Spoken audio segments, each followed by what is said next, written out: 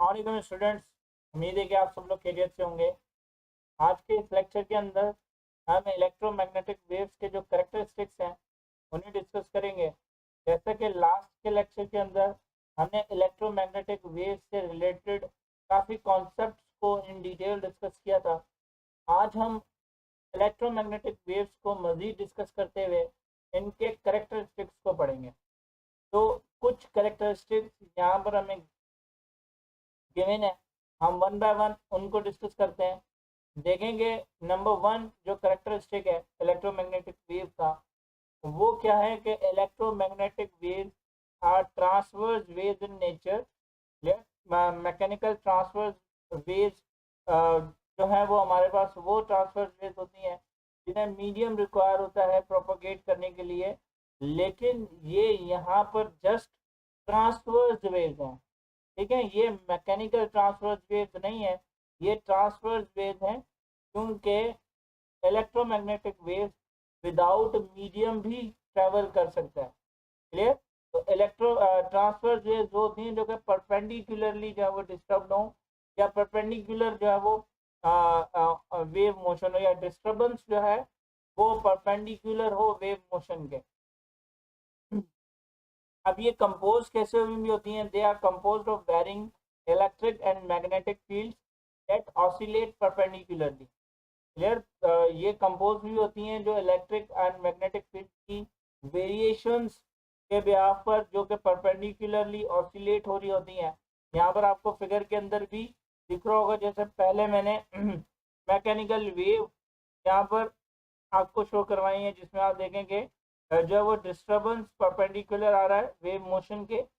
अब यहाँ पर इलेक्ट्रिक एंड मैग्नेट बी से हम मैग्नेटिक फील्ड को रिप्रेजेंट करते हैं। तो आप देखेंगे ये जो डिस्टर्बेंस है वो एक दूसरे के परपेंडिकुलर है। ये जो ऑसिलेशंस हो रही हैं वो आपको याद हो कि लास्ट के लेक्चर के अंदर मैंने आपको ये चीज़ इन डिटेल जो है वो ये कॉन्सेप्ट आपको समझाया था कि इलेक्ट्रिक चार्जेस जो है वो फ्लो करने की वजह से मैग्नेटिक फील्ड्स जो है वो प्रोड्यूस होती हैं।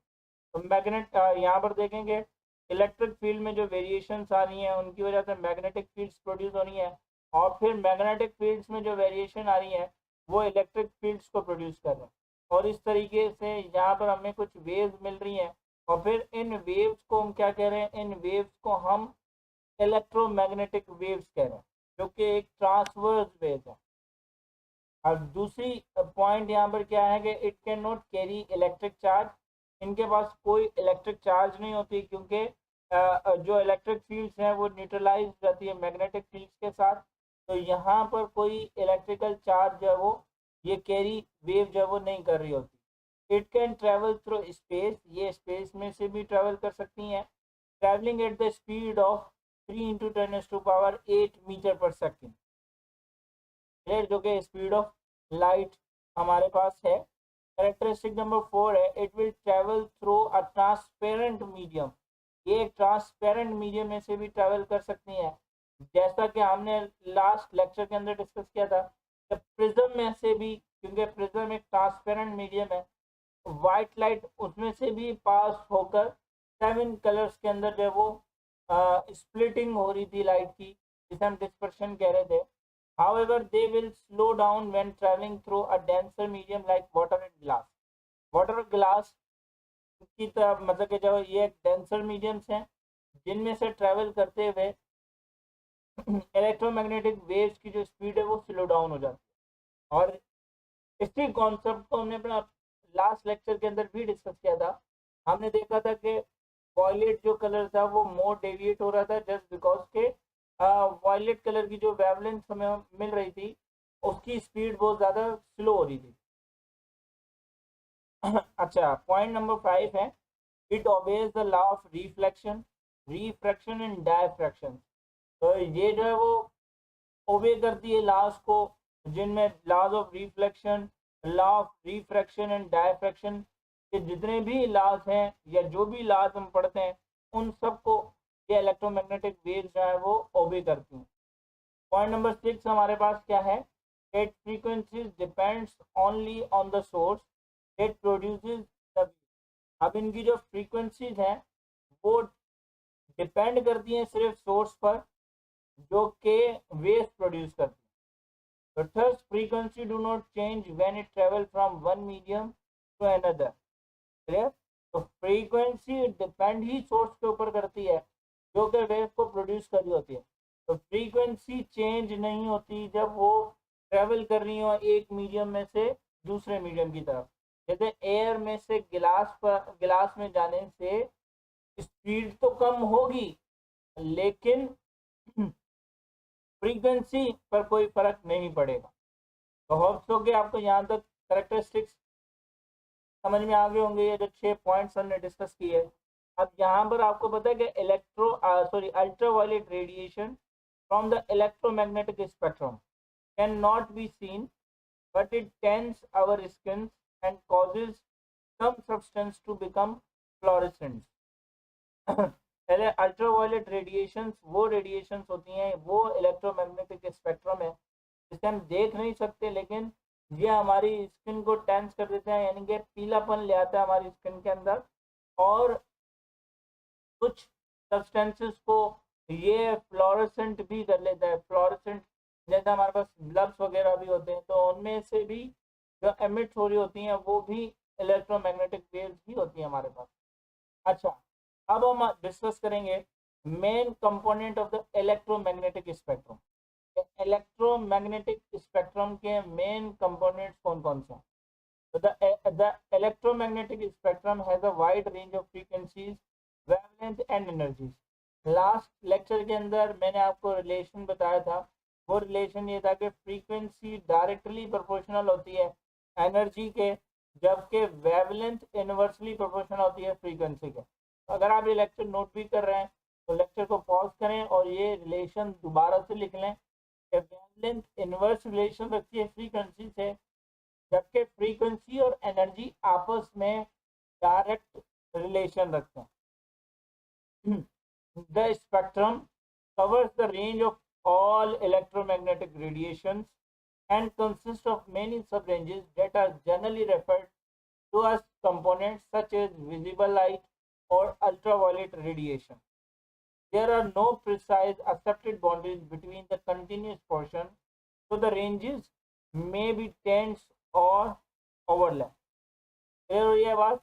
यहाँ पर ये हमें ये बताना चाह रहा है कि जो स्पेक्ट्रम होता है वो इलेक्ट्रोमैग्नेटिक, जितने भी इलेक्ट्रोमैग्नेटिक रेडिएशंस हैं उनकी सारी रेंज को कवर करता है और फिर उनकी सब रेंजेस पर भी जो यूँ कह लेंगे रेंजेस की सब रेंजेस भी दे देता है, जिसको हम जनरली जो है वो कंपोनेंट्स कहते हैं। जैसे कि विजिबल लाइट का रीजन अलग हो जाता है, अल्ट्रावायलेट रेडिएशन का रीजन अलग हो जाता है, और फिर उनकी जो है वो डिफरेंट यूजेस भी हम पढ़ते हैं।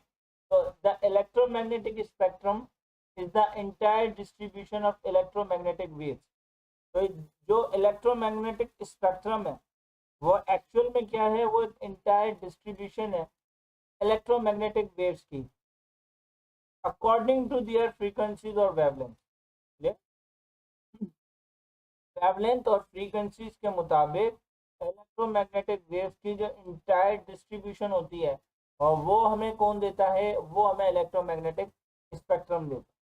जैसे कि यहाँ पर आप ये फिगर देख रहे होंगे, जिसमें ये जो वेव है ये पहले तो बहुत लॉन्गर है, लेकिन जैसे जैसे ये आगे बढ़ती जा रही है वैसे वैसे वेवलेंथ शॉर्टर होती जा रही है। फिर इन रेंजेस को हमने सब रेंजेस दे दी हैं, जिसमें रेडियो वेव्स एक कंपोनेंट हो जाता है, microwave, infrared, ultraviolet, X rays, gamma rays, और एक रीजन है जिसे हम विजिबल लाइट का रीजन कहते हैं। और इस स्पेक्ट्रम को भी हम अपने लास्ट लेक्चर के अंदर डिस्कस करके आए हैं, जिसमें हम विद ग्योर स्पेक्ट्रम को डिस्कस कर रहे हैं। नीचे इनकी वेवलेंथ की जो है वो रेंजेस दी हुई है। क्लियर? आप देखेंगे ये जो रेडियो वेव, माइक्रोवेव हैं, इनकी जो वेवलेंथ है वो लॉन्गर है, और जो ultraviolet, X rays, gamma rays हैं उनकी आप वेवलेंथ देखें तो शॉर्टर है। इस बिहाफ पर हमने इनकी सब रेंजेस डिफाइन की हुई हैं। ठीक है? और जो रेंज 700 नैनोमीटर से लेकर 400 नैनोमीटर तक की है, वो हमारे पास विजिबल लाइट का रीजन है। यानी कि सिर्फ ये रीजन है जो हम अपनी नेकेड आई से देख सकते हैं। बाकी infrared, microwave, radio waves, ultraviolet, X ray और गैमा रेज ये हम अपनी नेकेड आई से नहीं देख सकते। तो आप सोचेंगे कितनी रेडिएशंस जो हमारी बॉडी से, हमारे फूड से मोस्ट प्रोबेबली हमारे साथ इंटरेक्ट कर रही हैं, वो एक्चुअल में हम उन्हें देख ही नहीं पा रहे। और ये भी जो कलर्स हमें डिफरेंट डिफरेंट कलर्स हमें देखने को मिलते हैं, वो भी एक्चुअल में इन 7 कलर्स या जो 3 हमारे पास प्राइमरी कलर्स होते हैं उनका कॉम्बिनेशन होता है। क्लियर। एक और फिगर में आप लेकर आ गया हूँ जिसके अंदर हम ये देख सकते हैं कि ये रेडिएशंस हम कहाँ कहाँ पर इस्तेमाल करते हैं। जैसे कि आप देखेंगे एसी एसी जो टावर्स होते हैं, एसी सप्लाईज जो होते हैं, उनमें से आने वाली जो वेव्स होती हैं वो रेडियो वेव्स होती हैं। इसी तरीके से माइक्रोवेव ओवन के अंदर जो वेव्स होती हैं उन्हें माइक्रोवेव्स कहते हैं। और ये जो satellite, microwave, mobile phone, radio, television, AC supply, इनके अंदर से आने वाली जो वेव्स हैं वो हमारे पास रेडियो वेव्स, माइक्रोवेव और इंफ्रारेड रीजन के अंदर चली जाती हैं। जबकि विजिबल लाइट के अंदर हमारे पास जो फ्लोरेसेंट बल्ब्स होते हैं, सन की लाइट हो गई, ये हमारे पास विजिबल रीजन के अंदर आ रहे होते हैं। और फिर उसके बाद ultraviolet, X rays, gamma rays, ये हमारे पास मेडिसिन पर्पसेस के लिए भी इस्तेमाल होते हैं, जो कि हम इन डिटेल अपने नेक्स्ट लेक्चर के अंदर डिस्कस करेंगे। अब आपको मालूम है कि the electromagnetic waves of higher frequencies such as X rays, gamma rays are more hazardous due to their higher energies और हायर फ्रीक्वेंसीज। क्लियर। इनसे हैजर्ड्स हमारे पास बहुत ज़्यादा नुकसानात इनके हैं।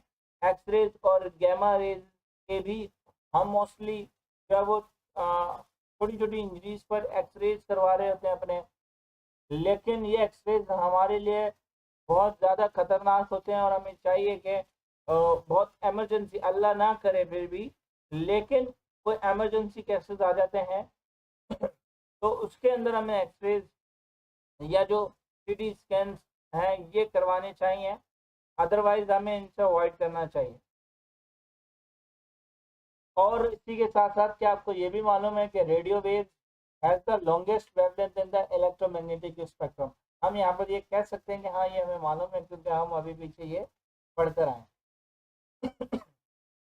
From the lowest to the highest frequency or longest to the shortest wavelength, the entire electromagnetic spectrum contains all radio waves, microwaves, infrared radiation, visible light, ultraviolet radiation, X-rays and gamma rays. Radio waves have the longest wavelength and gamma rays have the shortest wavelength. जैसे कि हमने पीछे इस diagram के अंदर discuss किया है। अब हमारे पास इलेक्ट्रोमैग्नेटिक स्पेक्ट्रम आ जाता है। इलेक्ट्रोमैग्नेटिक स्पेक्ट्रम आ जाता है जिसके अंदर रेडियो एंड टीवी, जिसके सोर्सेज क्या है, एक्सेलरेटेड पॉइंट चार्जेस।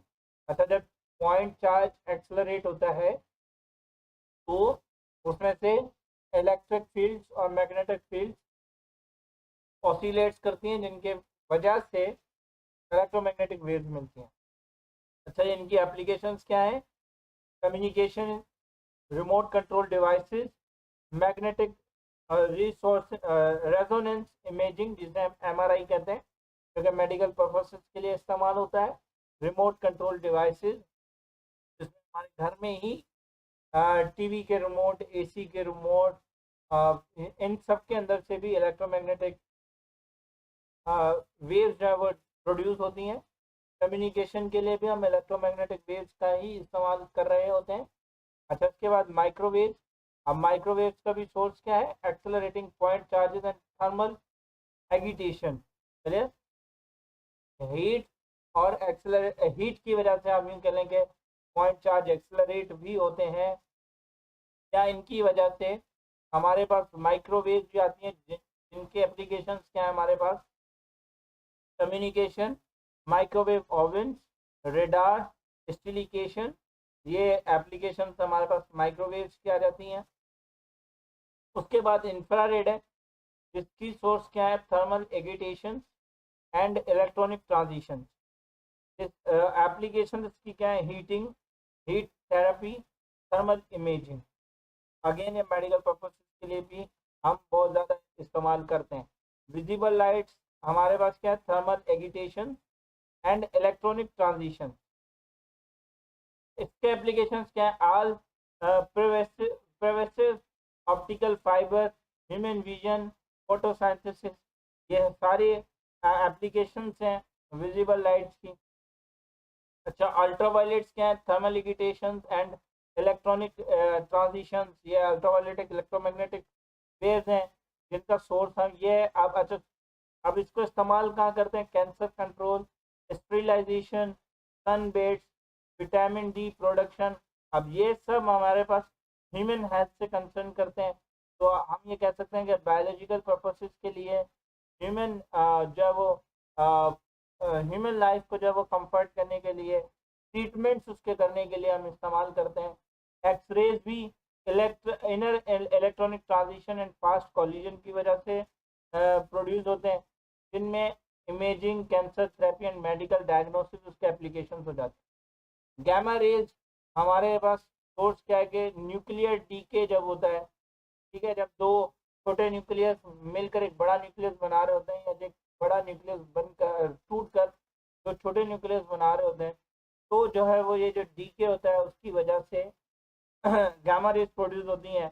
और ये nuclear medicine, radiography, cancer therapy, इनमें जो है वो ज़्यादा इस्तेमाल होते हैं, जिनको भी हम इन डिटेल अपनी नेक्स्ट अपकमिंग लेक्चर के अंदर डिटेल डिस्कस करेंगे।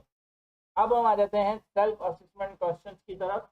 आज मैं इन सेल्फ असेसमेंट क्वेश्चन के आंसर्स नहीं बता रहा, बिकॉज के मैं चाह रहा हूँ कि जितने भी स्टूडेंट्स मुझे सुन रहे हैं वो इन दो क्वेश्चंस का आंसर मुझे कमेंट सेक्शन में दें। देन अपनी अपकमिंग लेक्चर के अंदर मैं इन दोनों क्वेश्चंस का आंसर